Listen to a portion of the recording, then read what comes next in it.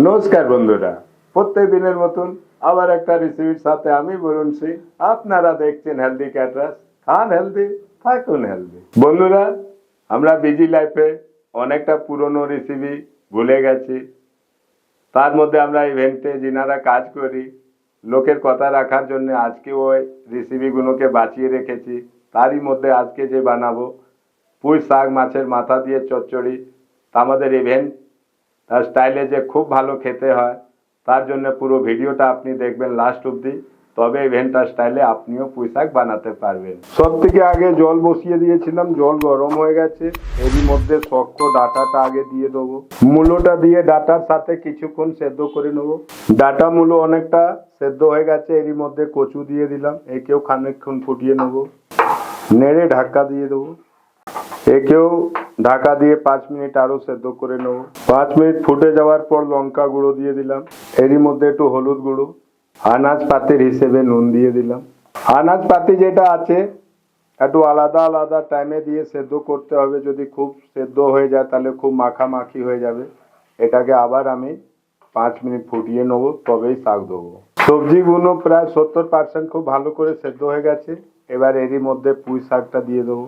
ডাটাটা আধ ঘন্টা সেদ্ধ হওয়ার পর পুঁই শাকটা দিয়ে দিচ্ছি এরই মধ্যে। সব সবজির সাথে পুঁই শাককেও 5 মিনিট ফুটিয়ে নেবো। লাস্টে পালং শাক দেবো না বাবার মুখে। যা সবজি আমার সেদ্ধ করার ছিল, টাইম টু টাইম একটা সবজি দিয়ে সেদ্ধ করে নিলাম খুব ভালো করে।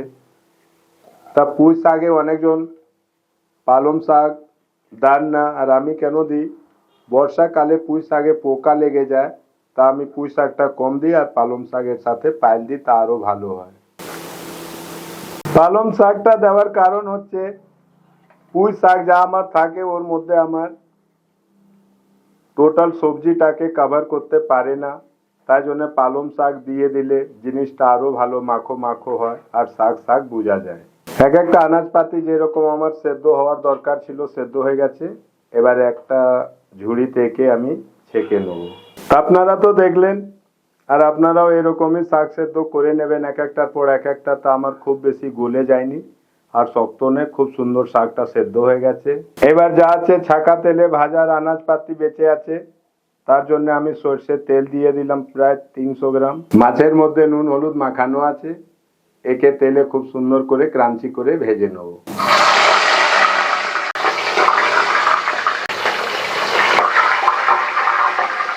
আজকে আমি কাতলা মাছ রুই মাছ দুটোই মাথা ব্যবহার করব। আপনার হাতের কাছে যেটাই থাকবে ওইটাই দিয়ে বানাবেন, একই টেস্ট হবে আর দুটোই খেতে খুব ভালো হয়।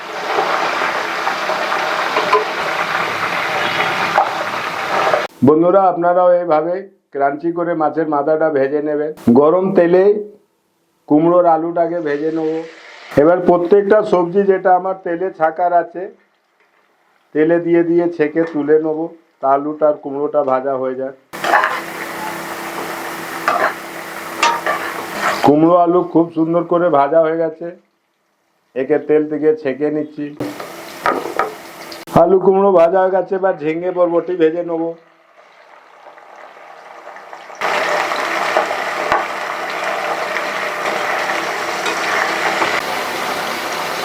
ঝিঙে বরবটিকে খুব বেশি কড়া করব না, সেদ্ধ হয়ে গেলে এরই মধ্যে তুলে নেবো। তো এটা আমার হয়ে গেছে, এবার তুলে নিচ্ছি। সবজির সবাইকার লাস্টে বেগুনটা ভেজে নিচ্ছি।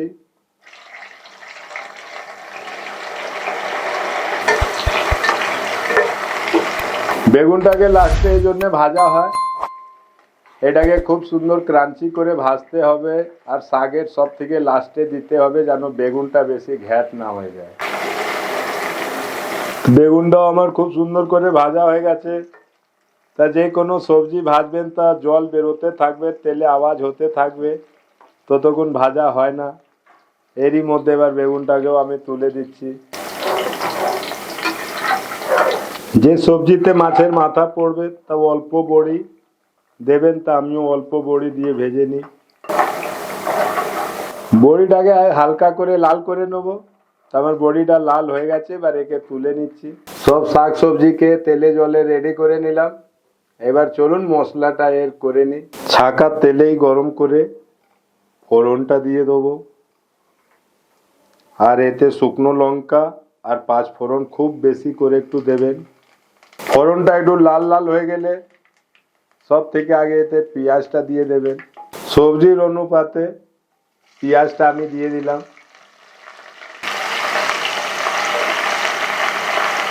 পেঁয়াজটাকে দিয়ে প্রথমে 5 মিনিট খুব ভালো করে পেঁয়াজটাকে ভেজে নেবো। পেঁয়াজটা লাল হয়ে গেছে, এবার রসুন 2 চামচ দিয়ে দেবো। শাক তো নিরামিষও হয়, তাই এখানে তো মাছের মাথা পড়বে, তা আপনি রসুনের মাত্রাটা একটু বেশি রাখবেন, তাহলে আস্তানিটা খুব ভালো করে কেটে যাবে। মশলাটা খুব সুন্দর ফ্রাই করতে হবে, তা রসুনটাকেও আমি 5 মিনিট আগে পেঁয়াজের সাথে মিক্স করে ভেজে নিই। 2 চামচ কাঁচা লঙ্কা দিয়ে দেবো, রসুনের সাথে ভাজা হয়ে যাবে।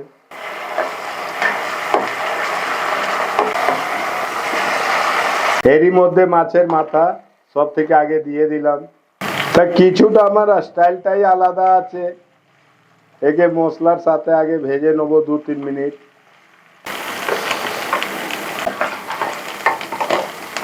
মাথাটা খুব সুন্দর মশলার সাথে কষানো হয়ে গেছে, এবার বাকির আমার যা মশলা আছে টমেটো আদা দিয়ে দিচ্ছি একসাথে।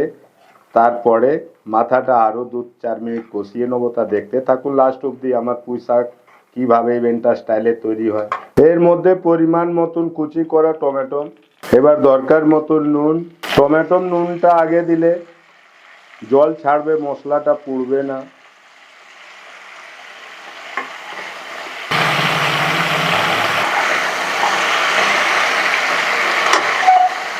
হাফ কাঁচা লঙ্কা, হাফ গুঁড়ো লঙ্কা, 1 চামচ আদা, 1 চামচ জিরে পাউডার, ধনে পাউডার হাফ চামচ। পুঁই শাক আছে, তা চিনি আমি 3 চামচ দেবো, মিষ্টি নিজের নিজের হিসেবে আপনি নিয়ে নেবেন। এবার সব মশলা দেওয়া হয়ে গেছে, একে একটু ভালো করে নেড়ে নিই, মশলাটা যেন পুড়ে না যায়। শাকের কালার শাক থাকবে, তা হলুদ নিজের আন্দাজ মতন। তা মশলাটা আমার শুকনো শুকনো কষানো হয়ে গেছে, তো সেদ্ধ করা সবজি দিয়ে দিচ্ছি এরই মধ্যে। এবার একেও আমি ভালো করে মিশিয়ে নিই মশলার সাথে।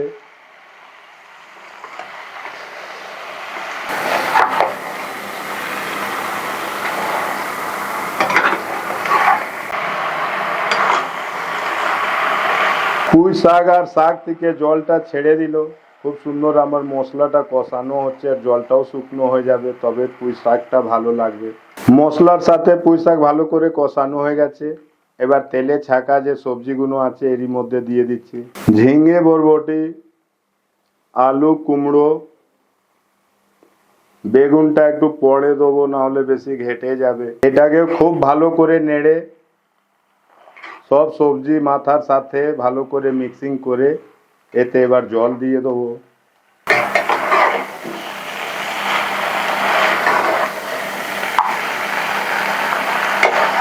কষানোর পর জলটা টেনে নিয়েছে, আর তেল তেল ভাগটা উপরে চলে এসেছে। এবার এরই মধ্যে আমি আন্দাজ মতন জল দিয়ে দিচ্ছি। একটু মাখা মাখা থাকবে, তা জলটা আমি 1 কড়া আমার এক কড়া শাক রেডি হয়ে যাবে। এবার এর মধ্যে আমি আন্দাজ মতন 300 গ্রাম জল দিয়ে দিলাম। 300 গ্রাম জল আন্দাজ করে দিয়েছিলাম, তা আমার জলটা দেওয়ার পর সবজিটা ভালো করে ফুট খাচ্ছে। এরই মধ্যে এবার আমি বেগুনটা দিয়ে দেবো, ভাজা বেগুনটা দিয়ে দিলাম এরই মধ্যে। এবার বেগুনটাকেও 1-2 মিনিট ভালো করে সবজির সাথে মিশিয়ে নেড়ে নিই।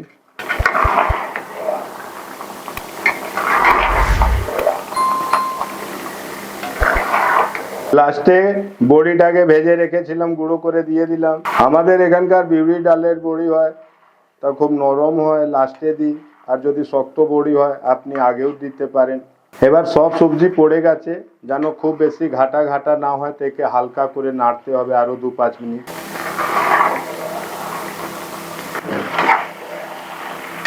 একটু নাড়াচাড়া করে নিলে আজকের রেসিপি আমার রেডি হয়ে যাবে। মাছের মাথা দিয়ে পুঁই শাক তরকারি, একে আপনি ছেঁচড়াও বলতে পারেন। বন্ধুরা দেখলেন কত সহজে আজকের রেসিপি বানিয়ে ফেললাম, মাছের মাথা দিয়ে পুঁই শাক চচ্চড়ি।